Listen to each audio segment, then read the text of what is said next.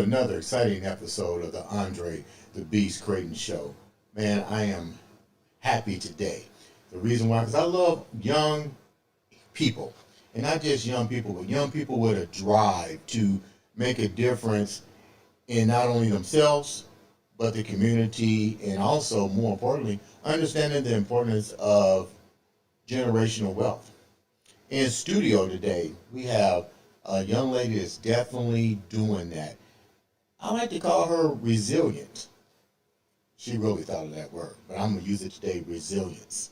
Like to welcome to the show the one, the only, Miss Jasmine White. Hey, Andre. Hey, what's Thank you going for on? having me. Let's get right down to it. Tell the viewers a little bit about Jasmine White before we get into who you really are with the resilience and the generational wealth and everything that you're about to put into this universe. Well, I love music. I love music and I love love. So I started my company in 2021. I go by Mary Jane's Land Entertainment. And then I'm an independent artist. I release my own music as a solo artist. I've recently put out an album of my own, but I also really enjoy doing cover music. So with that said, I released a cover of a Sade and Alicia Keys song last year, I think. I don't know why 2022 and 2023 are running together for me, but we did a lot. You did a lot. Yeah, So you grew up in Indianapolis, West Side, Pike High School, I take it? that's right. Did you? When did the music bug hit? When you was in high school? It was before high school. It was junior high. I believe that last year, or my seventh grade year, actually. And the team and I, we produced 3 albums. So While you was in junior high school? while I was in junior high going into freshman year, I believe, is when we cut all 3. Really? Yeah. How did that even come about? How did you meet these individuals and say, hey, let's come up with an album in the junior high school era? School programs. Really? Yeah. Yeah. Shout out to Milton Keys. So how did you get the individuals to be a part of this? How did you pick these individuals? He did. Milton did. Founder of Recording Corral, and was just a blessing to kids that wanted to stay after school and have a place and write and produce. I mean, now thinking back, it's like that was a gift from heaven. Was music part of your household as well? Your mom and dad, your It was siblings? more so movies. I think there was a consciousness about music, but it was just woven into people's personal interests. I don't think it was something that was like, oh, this is the jam all the time, and we would, play back. But movies with my mom and I were like the scoring. That's what I paid most attention to. Really? How much of movies are now incorporated into what you're trying to do now? Production in all facets. I mean, you have to wear so many hats. So I definitely want to dabble more. Which one do you like the most? Production, writing? Which one do you like out of all this? Freedom. I think that's why I'm here at all. I mean, I enjoy those things, but to have to work at those things is like, I think the saving grace of working at all is like I'm an overachiever, So if there's anything that I'm good at, I wasn't like achieving, a gold medal, but I would have liked to, and so this is where I'm good at. Give me an example of you doing something that's called overachieving. You're 27 years old, so a lot of people would be like, that's not a large span. So tell the viewers maybe a moment that you did overachieve.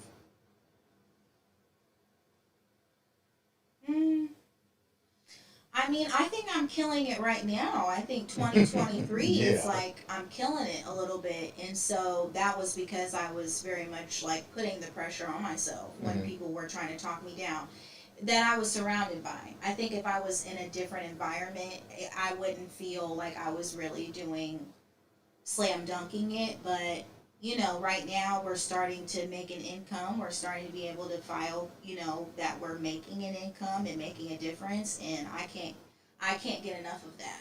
You were saying that changing the environment. Explain that because you said it's getting away from the negative and elaborate on that a little bit more. How so do you mean? I'm sorry. When you said like getting away from the negativity part of people and certain people may be trying to hold you back and you had to learn to break out of that type of environment. What were some of the negative things that people were trying to say that was holding you back from being successful? Um, I think it was just the lack in the possibilities. Hmm. I just remember there not even being like uh encouragement in school the way I should have been. And it wasn't like my parents didn't care, but I just kind of floated under the radar and just didn't really have, people in my immediate family going to college or saying, hey, let's really try to get you involved in programs that are going to help you with achieving these goals and having the relationships that you need to establish to better yourself and your opportunities. And so it was just kind of like I had to push myself to say, hey, I don't want to just work a 9 to 5 job and do the normal things. Hmm. It was difficult. When you decided what made the challenges easier for you when you go from difficult to now you're doing better. What were some of the things that you had to change to get to the point to where you're at now? Um, what were things I had to change? I am working at things. I don't know if I've totally changed my methods, but there are things that I don't think are great about my personality or my attitude. Explain that. I immediately go to hostile, like hostility, because I have so much passion, Right, and I think I sell it as like this calm natured person. right. And Mary Jane's Land is about an oasis. It's about this is a getaway where I can be at peace. And I think that I try to give off that essence, but I have a lot of passion, and that's why I can keep going. That's literally what's fueling the consistency. Hmm. How did the name come up? I think it's old. I think it's been there since like preteens. I think Right. my friends and I we were like throwing names around trying to think of our Twitter hangers. Hmm. And so everybody kind of had their own, and it just came to me. Mary Jane. Yeah, yeah. But the LAND is like it's that kind of segue of like welcome to my world. Hmm. Hopefully you can be blessed. Are people gravitating to your method right now? The younger individuals. Are they That's gravitating a to good your question. message? I think that we definitely affect people of all ages. I mean, I sing ballads, I sing love songs, and so if you're in the mood for it, yeah, Mm. slam dunk. What is your favorite genre as far as music? What do you like performing when you're doing an album? Is it just kind of like you just go with what's what they call trending, or you? I don't believe that from you. I think you just have this aura that whatever pops there, if it seems right and you get a glow, you're going with it. Georgia Smith is an artist. I like her dynamic a lot. I think she can get away with like the rat a tat, gritty, maybe bluesy type of sound. Mm. And for my vocal performance, it's like I'm gonna do what sounds good. I'm trying to look good. I'm trying to stay in my lane. And when I get more training, I definitely want to expand on that. Elaborate on stay in your lane. What does that actually mean? You have to identify like your specialness. You just have to just know what works for you and what doesn't, and have an identity. I think when you're bringing up my age and stuff, it's like when you're trying to brand so much, because Mm-hmm. it's hard to grasp what the label is and what I'm doing. Mm-hmm. But then you just realize, like, oh, she's just covered a lot of bases. Like, Mm-hmm. so trying to brand and understand who I am and what I can market, because I'm here for the money too, is important. And you need to be able to. They always say, like, you need to be able to know who you're marketing to. It's like, okay, I know what's gonna hit, but I know it's gonna have longevity too. Which is more important? Both. You have to have a strategy. You have to play off both. How did you come up with the formula for yourself? Because there's a lot of artists out there trying to either be that overnight sensation, that YouTube sensation, that one hit wonder. How do you put yourself in that category? Well, I think it's fair to say at 27, I still am the youth. But if I can make an impression on a mature audience, all the better. That's flattering. Mhm. Um, but when you mention how do you identify yourself, because 9 times out of 10, whoever hits, if you're hitting quick, you may not have the independence that I aspired to. I wanted independence, I wanted freedom. And if that meant I was going to be the best heart doctor or whatever, like, I just wanted to be able to set my own work schedule. Mhm. And that's still my goal now. I work more than I did before. I really pushed for my business, but I know that in the long run, it's going to be worth that investment up front. You deal with a lot of artists. What are three of the critical components that they suffer with trying to get to that next level that you've noticed?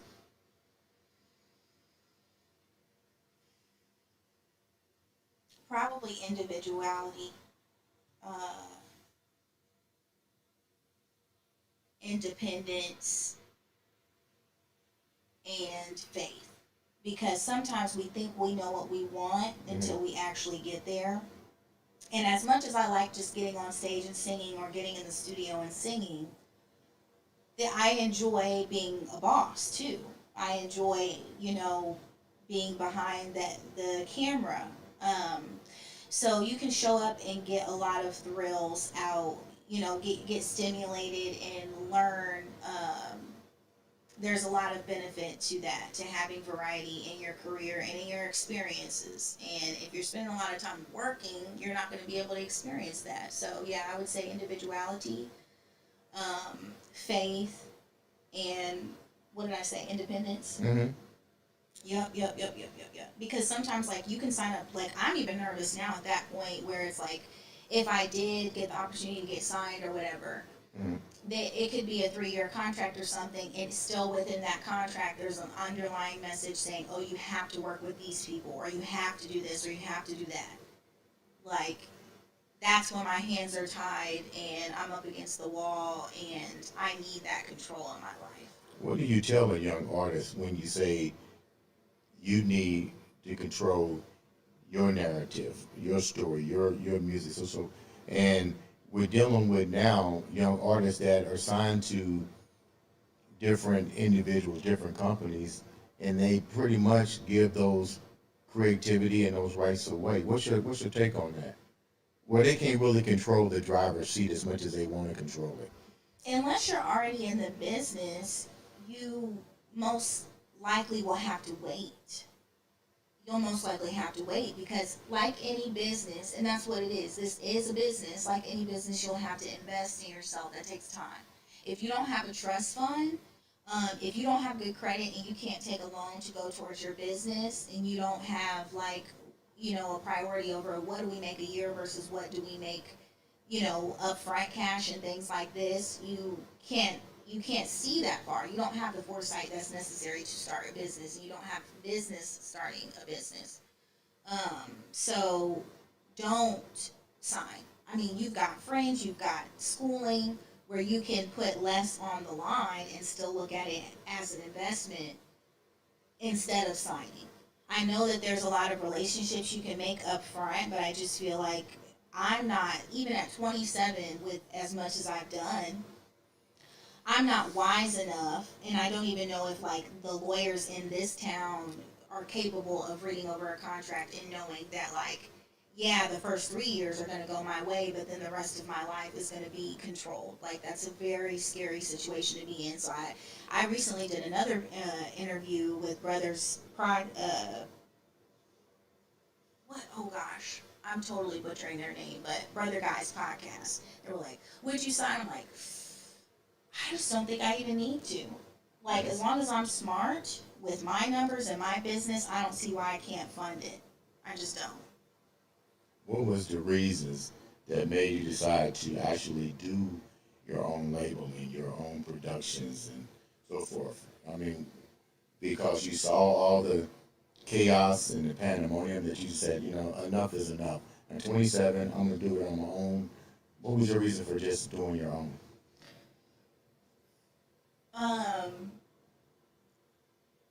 I always had a business mindset from a very young age, and I realized what it took to be a studio artist. So my first goal was like, if I could get placements, if I could just get my music listened to on the radio, even like I could make money.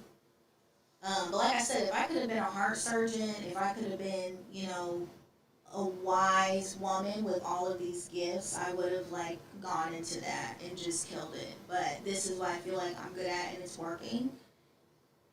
I'm gonna do what works. What does your company bring to the new artists that you're, with all the work that you're doing? What kind of services do you provide for the up and coming artists? Well, with my media arts, I had my goal was to set out and at least achieve an associate's for my own ego. But I learned a lot of skill sets with just getting a certification, and I've been very blessed to just see aspects of business in terms of the fundamentals when you're trying to build simple things, whether it's web design or creating your own logo, having control over your marketing material, and making sure everything is industry standard and knowing what steps to take. Um, that's the strength. What? So I want to make sure I'm not losing you in the question. Reiterate the question for me. No, you're not. I was saying, what is your company? What do we bring? Yeah, what do you bring to the new artists? So, if you look over the trajectory, I think I'm saying that right, of my career, I have been pretty much the sole producer, executive producer of my projects. So I guess I would consider myself the project manager over the company in terms of building your visuals and providing booking opportunities, and making sure that you are collecting as the artist properly through your royalties. Um, but as far as writing, I think when you're taking on a label, they're able to provide to you their artists. They're able to say, hey, work with these artists, work with these producers. Um, I can recommend you to studios. This is all based off of my experience, literally as a studio artist, and then now going into booking myself. Mm-hmm. And also knowing the expenses so that you don't kind of crap the bed and not make any money. But I don't know. I mean, I think right now I can just kind of be a bit of a mentor. I don't know if I'm ready to sign an artist, because I have so much on my plate, just managing myself. When you say, how do you know you're not ready for an artist? What doubts are you feeling right now that would allow you to say that? Because I'm working full time as a server right now. So my goal with these bookings is to free up my time. Like if that can compensate my income and I can go, and say, hey, I'm worth 100 and something an hour, I'm worth $200, $300 an hour. I mean, that's a week's pay. So that was always in my foresight. And now we're like creeping towards that, and I'm like, oh, thank God it's paying off. How can the viewers reach out to you? And what, let me go back before we answer that question. What can the viewers do to help you reach your goals and your dreams? Um, What call for action can we expect? I I think that Facebook is a great way to keep track of anything new going on. Facebook's probably the first place I go to because it's got that variety platform where you can like post a message, post a picture, post a video. Um, and so we've got two accounts. One is just my Jasmine White account, and then the other is my Mary Jane's Land music publishing, entertainment music publishing account. So I would follow those two, and then we're expanding every day. So just really keep an eye out because you don't know if it's going to be a music video, you don't know if it's going to be a song release, you don't know if it's going to be something with somebody like Andre. That sounds like a winner to me. Um, Leave the viewers with something positive. You're 27 years old. I know I hype on that, but you got a whole future ahead of you. Leave the viewers with something that you live by every day. Um,